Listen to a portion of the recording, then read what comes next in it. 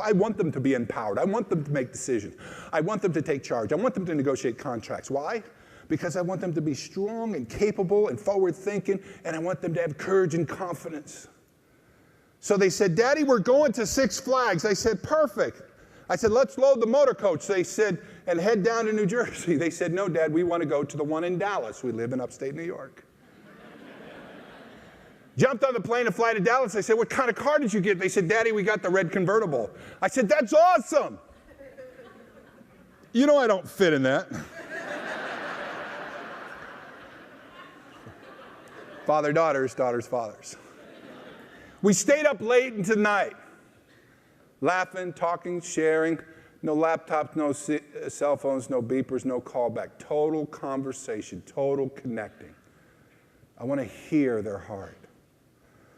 And as I fell asleep about 11:30 at night, they said, Dad, before you go to sleep, do you mind if we have a few of these snacks? I said, have all you want, Father, daughters, daughters, father, knowing that they went to the front desk and asked for the courtesy basket, which is an up ask. You can always do that.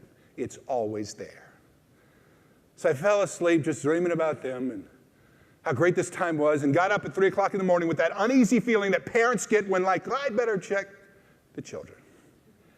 And I went in the other room and discovered there was no courtesy basket. The mini bar was empty. If you want to know what that costs, it's about $400.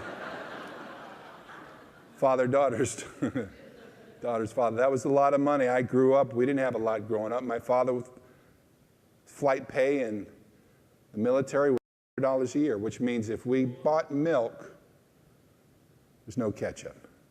How many can relate to those days? Those values are great, strong values. I tried to get it out of my head. I couldn't do it. But the next morning, we were the first ones up, standing at this largest wooden roller coaster in the world.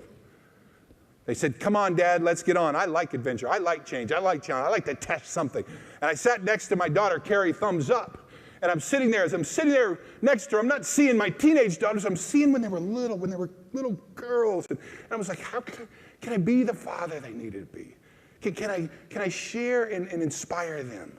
Can I make leaders from them? Is there enough of me to really do this well? And now they're sitting next to me as teenagers. And I'm like, I'm so excited. And just before we were getting ready to take off, my daughter Carrie says, no, Dad, what we'd like you to do is sit in the very first car.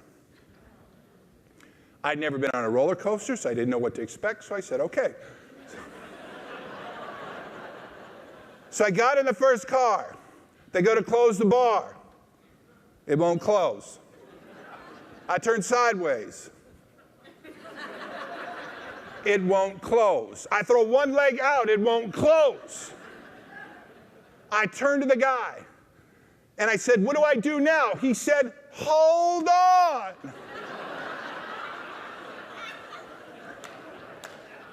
I said, let me out. He said, it's too late. Turn to your neighbor and say, Holloway, you're in trouble. So we start taking off. I will let you know, it's possible to be constipated and have the runs at the same time.